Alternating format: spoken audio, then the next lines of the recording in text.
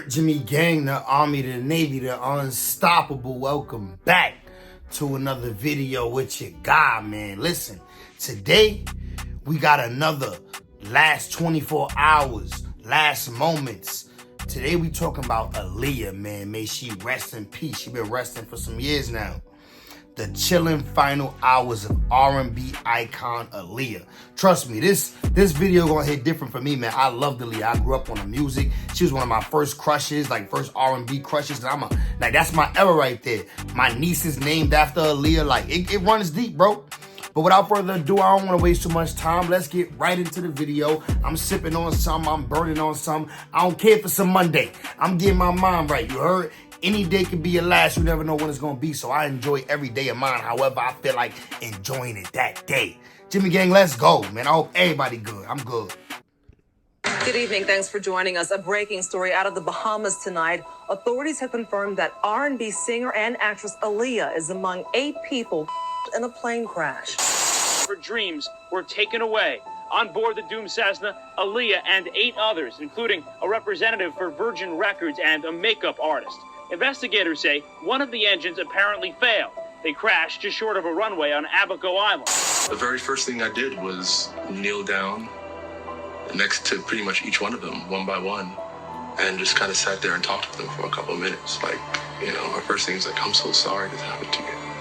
The National Transportation Safety Board says investigators have found no sign of mechanical failure, but they have confirmed that the plane was... This was one of them situations, bro. This was one of them situations that the world stopped. At least the hip-hop world, my world, the hood, black people across America. Bro, the world stopped when this happened, bro. Aaliyah passed away? What? Bro, she was like the most beautiful thing in the world, bro. Beautiful voice. Physically beautiful, you know what I mean? Substantially overweight when it took off. The pilot was a crackhead, a former crackhead, and even he, the crack... What? The pilot was a crackhead? What? What? Didn't want to go along with it, but he was told that he had to. Luis Morales III was recently charged for possession and may not have been authorized to fly that plane.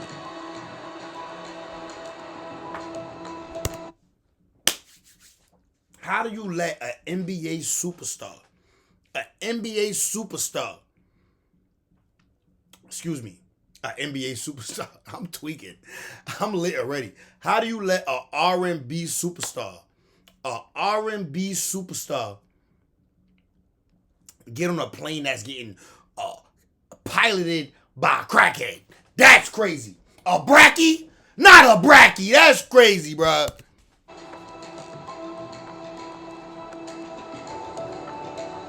Leading up to the year 2001, the world's heart was stolen by a bright star in both the music and film industry.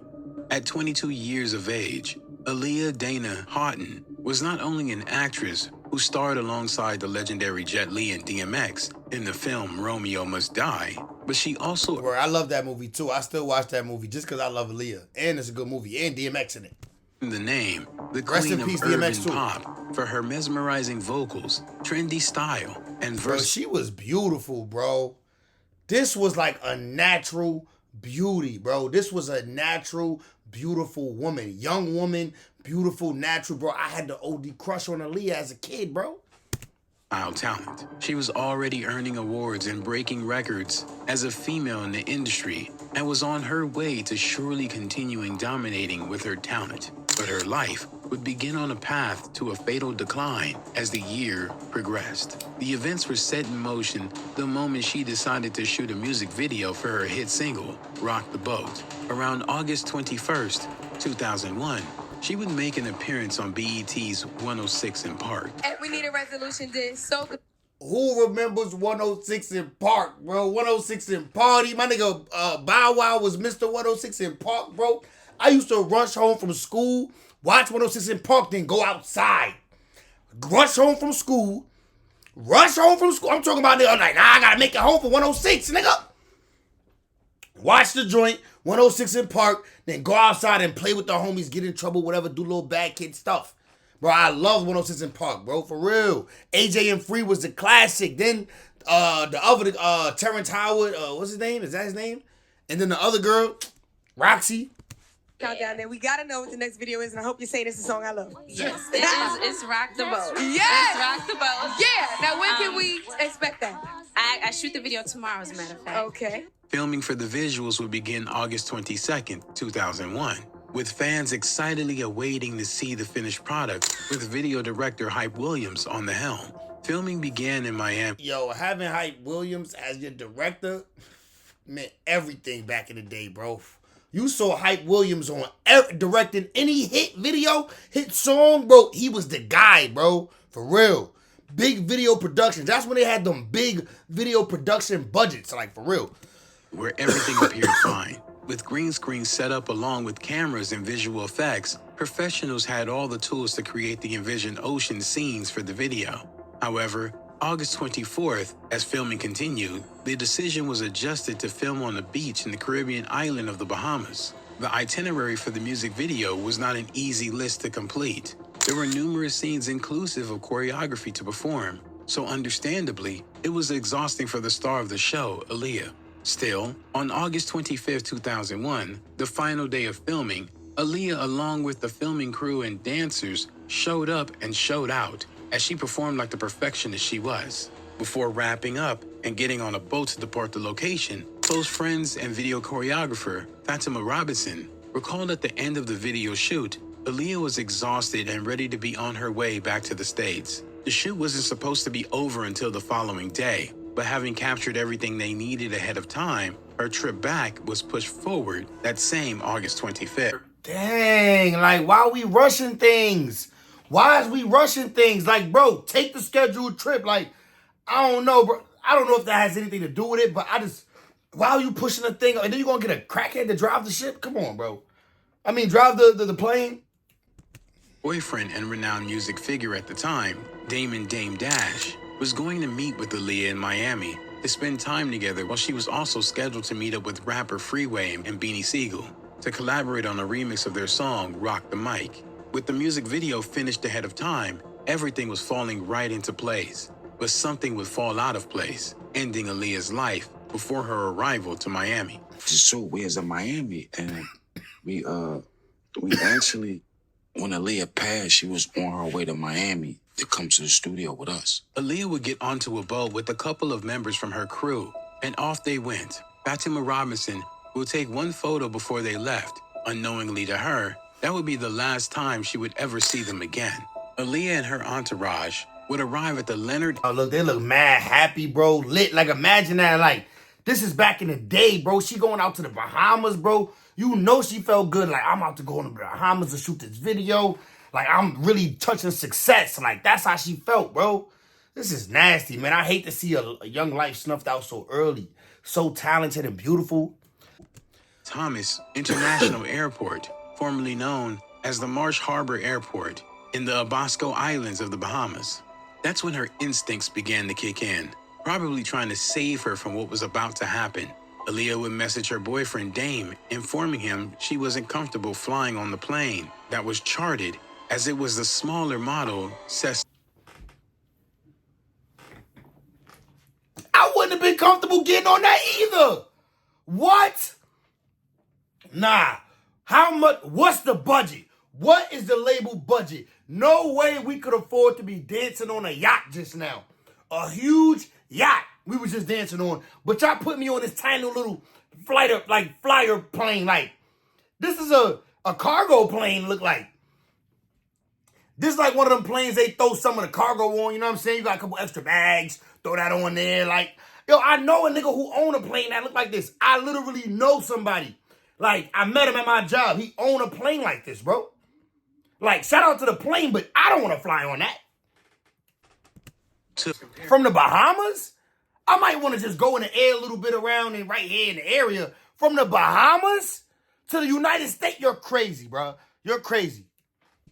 The aircraft which brought them a safe arrival to the Bahamas. When she actually saw the plane, she, we had the Blackberries, and she said, I don't like this plane. And I was like, well, don't get on it. And she was like, well, I got to because I got work to do. According to later information, Celebrity musician Lenny Kravitz would offer Aaliyah his jet for the trip, but it was allegedly taken by Hype Williams, leaving Aaliyah to battle with her fears of traveling on the Cessna 402B. But what I was really more tight about was that I had heard that Lenny Kravitz had offered her a jet and that Hype had took the jet. So that's what really pissed me off about the situation when I heard about that. At this point, Aaliyah made her feelings about the plane known, questioning the capacity of the plane to house both the crew along with luggage and camera equipment. This sentiment was supported by the pilot of the plane, Luis Morales, who explained that the plane would be overweight given the collective weight of everyone and everything to be placed on board. Pilot is telling you it's going to be too heavy. We should not be putting all these people in this plane, bro. The pilot know what he's talking about. I don't care about his history with whatever he been putting up his nose, whatever. Like, whatever he been putting in that pipe. It don't matter. He knew. He got a history of flying planes. He said, nah, this ain't safe. Who went against his word, bro? I want to hear that. Who demanded that? Nah, we need to get there. Juncture, it was the crucial deciding moment on whether Aaliyah and everyone boarding the plane would live or die. Aaliyah, not letting her feelings about flying on the plane be quelled, allegedly decided to return to the back of the taxi van, complaining of a headache, and fell asleep while her team was left to deal with the flight issue. That was the initial statement detailed in the report after her tragic passing, but in time, new details would add suspicion to the events that took place. These details would be expressed by a then 13-year-old eyewitness in the written biography, Baby Girl, better known as Aaliyah, by journalist and author Kathy Landoli. In the book, and in since deleted video of his recollection of what happened to Aaliyah, the boy by the name of Kingsley Russell, whose family ran a taxi and hospitality business in the area, stated that Aaliyah was against going on the plane, and what was even more shocking was that he claimed Aaliyah was given a pill by her team to sedate her, and she was carried onto the plane involuntarily. What? Bro, this sound crazy. I ain't never heard this part of the story before. They gave her what? And then carried her from the van that she was sleeping in to the plane? So she didn't even know she in the plane now. Nah, that's crazy. Y'all unwillingly took her to me. That's what I hear. Still unconscious. Ultimately, the decision would be on the pilot to call off the flight. Right. He was also in support of not flying according to reports because he knew the plane wasn't built to hold that level of capacity. But for some reason, Aaliyah, along with her entourage and the pilot, took to the skies. That decision by the pilot to continue with the flight even due to the overweight concerns was the wrong one. Shortly after taking off from the runway, the plane elevated to a height between 60 to 100 feet before the consequences became painstakingly apparent and the plane plummeted to the ground, crashing in a fiery blaze. Good evening. Thanks for joining us. A breaking story out of the Bahamas tonight. Bro, it barely even, it got 100 feet in the air. Mind you, it's supposed to be flying from the Bahamas to the United States, which means it got to get about 30,000 feet in the air. Bro, it was never going to work. And that pilot is crazy for letting this happen. That R&B singer and actress Aaliyah is among 8 people in a plane crash. Yeah, the plane crashed as it tried to take off from the island of Abaco in the Bahamas. 9 people, all Americans, were on board that plane. Claude Sawyer, a 26-year-old charter pilot operating machinery close to the site, described seeing the plane go up, then tilt to the left and nosed in. He recalled the gruesome nature of the crash, calling it the worst he's ever seen. The plane was in pieces, with some seats ejected from the aircraft. The scene was littered with the aftermath of the devastating crash. The plane was a mangled mess. The question burning on the minds of onlookers was there any survivors? Would a miracle save the young superstar from the tragedy that just struck? Rushing over to the scene, persons like the first responder, Earl Thurston, would inform reporters when he made it to the scene of the crash, there were originally 3 persons still alive. Unfortunately, Aaliyah was not one of them. Her bodyguard, Scott Galen, would be the only one out of the 3 survivors that were reportedly conscious. Now, as I understand it, 3 people originally survived the impact. Were any of them conscious when you arrived on the scene?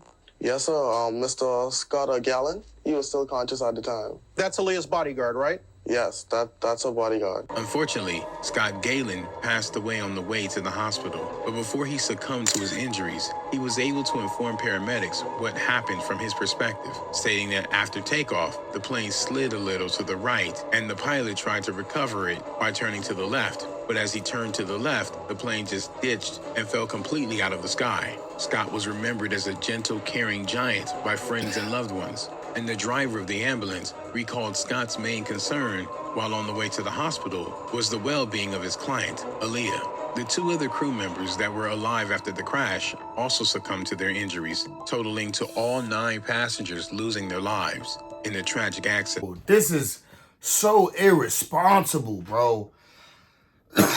The level of irresponsibility in this is crazy, man.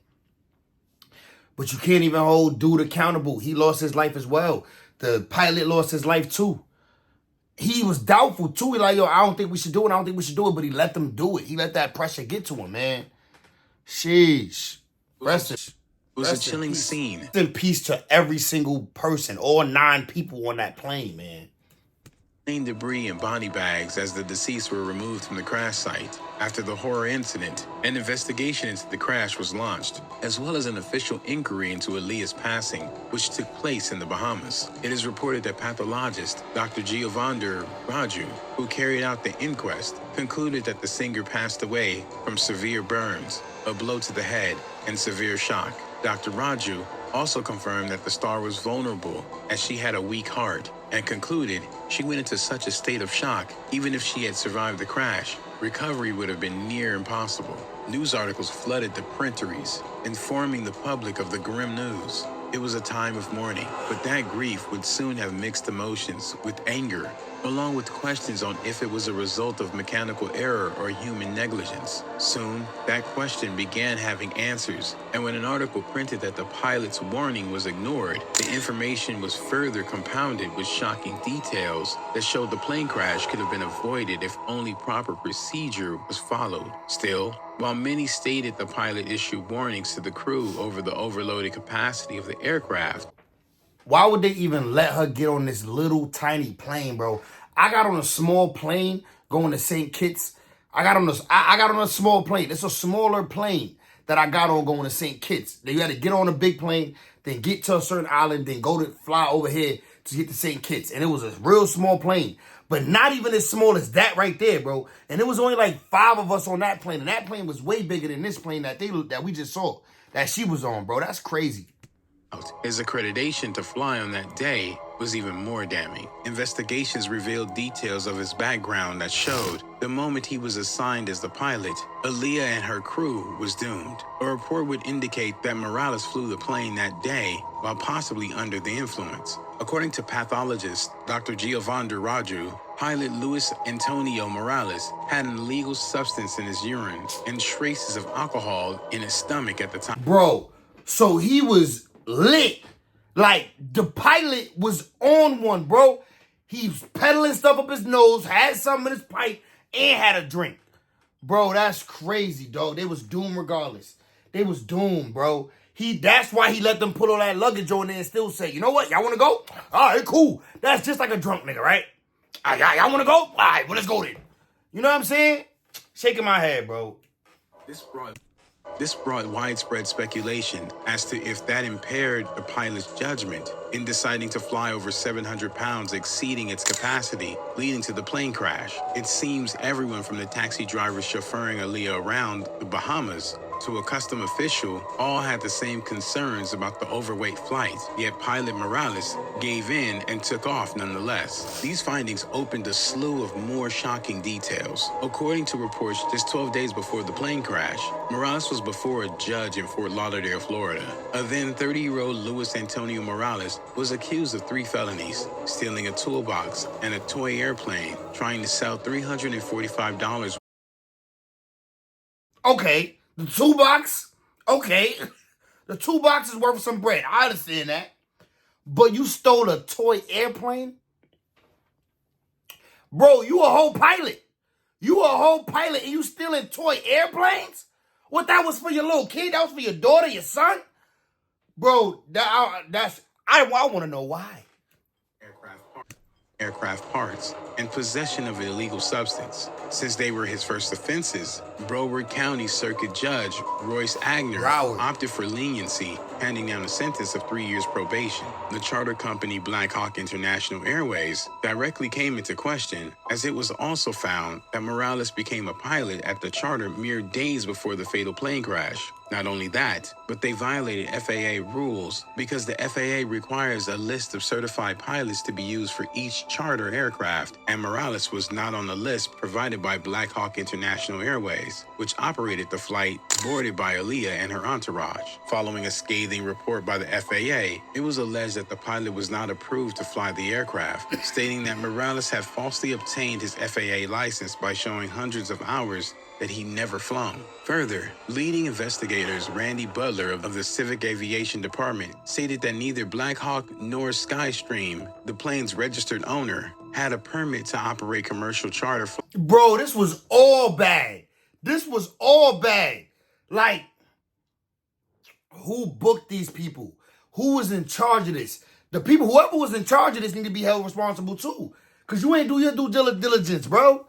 You booking me bad flights. Come on. Reports went on to state that a check of FAA data shows that Black Hawk had numerous breaches in regulation and aviation compliance, from failure to meet FAA maintenance requirements to fines for failing to comply with the flight and maneuvering regulations of a foreign country, to failure to test some employees for illegal substances, to their heightened accident rates surpassing even legal commercial airline carriers. Their history held questionable patterns. Aaliyah's family would launch a lawsuit against Black Hawk International Airways Corporation, Skystream Inc., and Gilbert Chacon, along with flight broker Atlantic Flight Group, and in 2003 would settle for an undisclosed amount. I know they had to get paid. Nothing is gonna bring back your daughter. Nothing's gonna bring back Aaliyah. Nothing's gonna bring back this talented individual. But I know the family had to get paid something crazy, dog. Like, bruh, y'all was so negligent with this situation. Like I said, money can't replace Aaliyah. Money can't replace the person you love, your family member. But you better believe they got broke off something nice for sure. Speculations still linger about Aaliyah's death not being an accident, but planned, given the allegation of her being sedated when carried onto the plane. That sounds crazy though, but at the end of the day, nobody's gonna take their own life. Like there was 9 other people there. There was 9 other people. I'm pretty sure they had families they wanted to get back to. So it was negligence. Yeah, they did. Even if they did put on a plane against her will, that's a crime, but you can't hold them responsible because they all passed away. Entourage, her boyfriend Damon Dash, Jay-Z, and even her own family, especially her uncle Barry Hankerson, who founded Black Ground Records, to which Aaliyah was signed. An associate by the name of OG Pyru, Ayatollah Marv. When Aaliyah dies, I was with Barry when Aaliyah died for a wrongful death. He got paid $90 million for her death. Aaliyah was 90 million back then was crazy. 90 million back then was probably like 500 million right now, or something like it. I want my legacy to be, what I want people to say when I'm long gone. I want people to look at me as a full-on entertainer. Beautiful soul, man. Beautiful person. Aaliyah was just an all-around natural beauty, man. Rest in peace to Aaliyah. Still rock her music, still bump to her music now and then, every now and then, you know what I'm saying? It's crazy, bro. Rest in peace to her. That was negligence, man. That made me want to make sure I dot my I's and cross my T's to any flight that I think about boarding. Jimmy Gang, I'm going. I'll see y'all in the next one.